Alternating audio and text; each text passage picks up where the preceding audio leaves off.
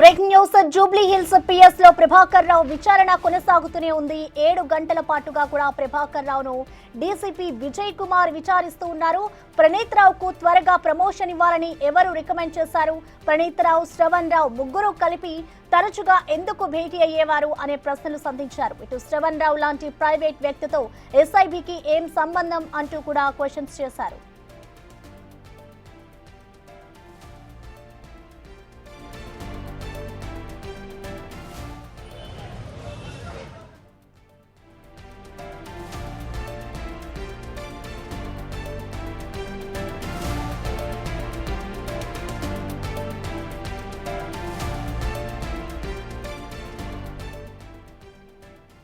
Jubilee hills PS లో ప్రభాకర్ రావు విచారణ ఇంకా కొనసాగుతూనే ఉంది. 7 గంటలుగా కూడా ఇటు ప్రభాకర్ రావునైతే ఇటు డీసీపీ అయితే ప్రశ్నిస్తూ ఉన్నారు. దీనిపై పూర్తి సమాచారాన్ని మా ప్రతినిధి సాగర్ అందిస్తారు. సాగర్, మనం చూస్తున్నాం ఇటు ఉదయం 7 గంటల నుంచి కూడా ఇటు ప్రభాకర్ రావునైతే డీసీపీ విజయ్ కుమార్ ఇంకా ప్రశ్నిస్తూనే ఉన్నారు. సో మొత్తంగా ఇప్పటి వరకు జరిగిన విచారణలో ఎటువంటి విషయాలు బయటకు వచ్చాయి? ఇంకా ఎన్ని గంటల పాటు ఈ విచారణ కొనసాగే అవకాశం కనిపిస్తోంది? ఎస్ ప్రసన్న, ఫోన్ ట్యాపింగ్ కేసులో కీలక నిందితుడు ఏవన్గా ఉన్నటువంటి ప్రభాకర్ రావును సుదీర్ఘంగా సిట్టు బృందం జూబ్లీహిల్స్ పోలీస్ స్టేషన్లో విచారిస్తుంది. 7 గంటలుగా ఇంకా విచారణ కొనసాగుతుంది.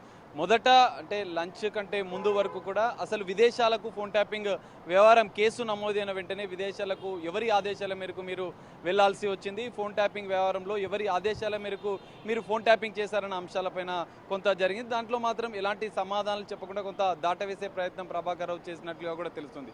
లంచ్ తర్వాత కీలకంగా ఈ కేసులో ప్రణీత్ రావు, ఇటు భుజంగరావు, ఇటు రాధాకృష్ణ వీరందరి స్టేట్మెంట్ కూడా ఇప్పటికే రికార్డ్ చేసిన నేపథ్యంలో వాటి స్టేట్మెంట్ ఆధారంగా, ఎందుకంటే ఫోన్ ట్యాపింగ్ లో దాదాపు మీరు వేలాది ఫోన్లను కూడా ట్యాపింగ్ చేశారు, వారంతా కూడా మీ ఆదేశాల మేరకే ఫోన్ ట్యాపింగ్ చేశామంటూ కూడా వారు చెప్పారు. సో దానిపైన మీరు ఏం చెప్తారన్న అంశాలపైన కూడా ప్రశ్నించినట్లుగా కూడా తెలుస్తుంది. కీలకంగా స్పెషల్ టార్గెటింగ్ టీంను ఎందుకు ఏర్పాటు చేశారు, ఎవరు ఆదేశాల మేరకు మీరు ఆ టీంను ఏర్పాటు చేయాల్సి వస్తుంది, ముందస్తుగా ప్రణీత్ రావుకి ముందస్తు ప్రమోషన్ ఎవరి ఆదేశాల మేరకు ఇచ్చారు అన్న అంశాలపైన కూడా కొంత ఆరా తీసినట్లు విచారణలో సిట్టు బృందం ప్రభాకర్ రావును అడిగినట్లుగా కూడా తెలుస్తుంది. అయితే తరచూ ఈ కేసులో ఇప్పటికే కీలకంగా ఏదైతే పోలీస్ అధికారులు కాకుండా ప్రైవేట్ వ్యక్తిగా ఉన్నటువంటి శ్రవణ్ రావు ప్రమేయం ఏంటి, ఎవరి అంటే ఈ ఫోన్ ట్యాపింగ్ వ్యవహారానికి గత ప్రభుత్వ పెద్దలకు మధ్య మీడియేటర్గా ఉన్నటువంటి శ్రవణ్ రావు పాత్ర ఏ విధంగా ఉంది, మీరు ప్రణీత్ రావు, శ్రవణ్ రావు ముగ్గురు తరచూ కలుసుకునేవారు, ఎన్నిసార్లు కలిశారు, ఎందుకు కలవాల్సి వచ్చింది, అందులో ఎలాంటి అంశాలు చర్చించాలన్న అంశాలపైన కూడా కొంత ఆరా తీసినట్లు సిట్టు బృందం తెలుస్తోంది. కీలకంగా ప్రణీత్ రావు స్టేట్మెంట్లో బీఆర్ఎస్ బాస్ని పదే పదే ఆదేశాల మేరకు ఇవంతా జరుగుతున్నట్లుగా కూడా కొంత ఆ పదం అనేది మెన్షన్ చేసినట్లుగా కూడా తెలుస్తుంది. ప్రణీత్ రావు బీఆర్ఎస్ బాస్ని పదే పదే కలవడము, మీరు కూడా వెళ్ళి కలిసినట్లుగా కూడా అందులో వారు స్టేట్మెంట్లో చెప్పారు. సో మీరు ఎన్నిసార్లు కలిశారు, ఫోన్ ట్యాపింగ్ వ్యవహారానికి సంబంధించిన అంశంలో ఇంతమంది ఇటు గత ప్రభుత్వ హయాంలో ఉన్నటువంటి పెద్దల ఆదేశాల మేరకు ఇదంతా జరిగిందా, అందులో ఎవరెవరి పాత్ర ఉంది, దీంతో పాటుగా ఎన్నికల సమయంలో ఇటు ఉప ఎన్నికల సందర్భంగా కావచ్చు, అసెంబ్లీ ఎన్నికల సందర్భంగా కావచ్చు కూడా ప్రతిపక్ష రాజకీయ పార్టీలకు సంబంధించినటువంటి కీలక నేతల ఫోన్లు కూడా మీరు ట్యాప్ చేసినట్లు కూడా మొత్తం ఆధారాలతో సహా మా వద్ద ఉన్నాయి, దీనికి మీ సమాధానం ఏంటి అంటూ కూడా వాళ్ళు సిట్ అధికారులు ప్రభాకర్ రావుని విచారించినట్లుగా కూడా తెలుస్తుంది.